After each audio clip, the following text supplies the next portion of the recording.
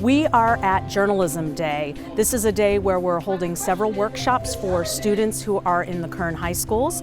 We had the photography workshop and we learned about the legal aspects of photojournalism as well as the ethics. Talked about sports, hey, like you covered this, but not only this, you start off the script and all.